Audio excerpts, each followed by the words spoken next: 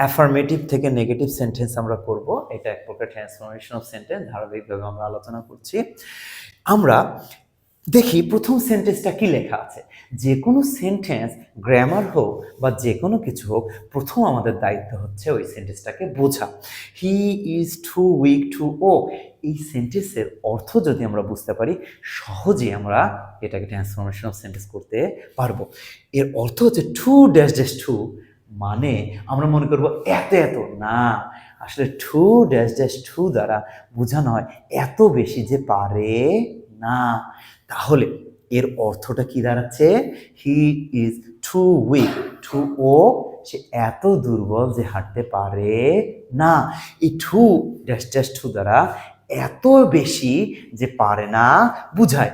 এটাকে আমরা এখন নেগেটিভ করব, মানে নেগেটিভ শব্দ ব্যবহার করে এর গঠন আমরা চেঞ্জ করে দেব, অর্থ চেঞ্জ করা যাবে না।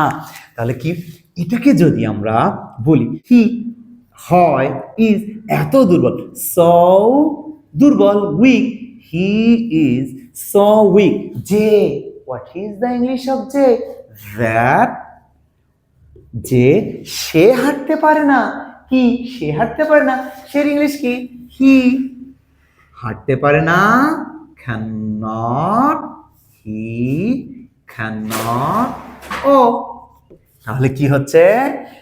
হি is so weak that he cannot walk, সে এত দুর্বল যে হাঁটতে পারে না। তাহলে অনেকে এই কথা বলে টু ড্যাশ ড্যাশ টু থাকলে সো ড্যাশ ড্যাশ দ্যাট এমন একটা রুল হবে, আসলে তা নয়।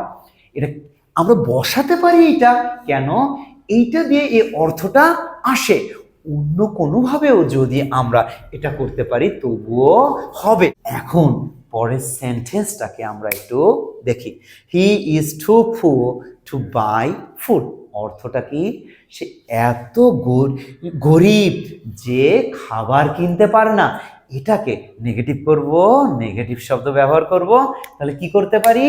সে এত দুর্বল, এত গরিব যে খাবার কিনতে পারে না। ইংরেজি করি তাহলেই হবে। সে, হি, এত গরিব যে, হি ইজ, এতর ইংরেজি কি? সো, গরিব, পুয়ার, সে এত গরিব যে, হি ইজ সো পুয়ার, যে, দ্যাট, সে খাবার কিনতে পারে না। হি ক্যানট, কেনার ইংরেজি কি? বাই, সে খাবার কিনতে পারে না। He cannot buy food, he is so poor that he cannot buy food. যদি আমরা বলতাম he was too poor to buy food, সে এত গরিব ছিল যে খাবার কিনতে পারতো না, তখন কি হতো? হি ওয়াজ সো পুয়ার, সে এত গরিব ছিল সেটা, দ্যাট, সে খাবার কিনতে পারতো না। এর ইংরেজিটা আমরা দিয়ে দেব। হি ক্যান নট, না, first tense, he could not buy food. যা হোক, এখানে আমরা শিখলাম যে টু ড্যাশ ড্যাশ টুর পরিবর্তে আমরা so dash dash that by ব্যবহার করতে পারি। অন্য কোনোভাবেও যদি করতে পারি সেটাও হয়ে যাবে। এগুলো মাথা খাটিয়ে বুঝে বুঝে এগুলো করার চেষ্টা করো। ভালো থাকবেন সবাই। আসসালাম।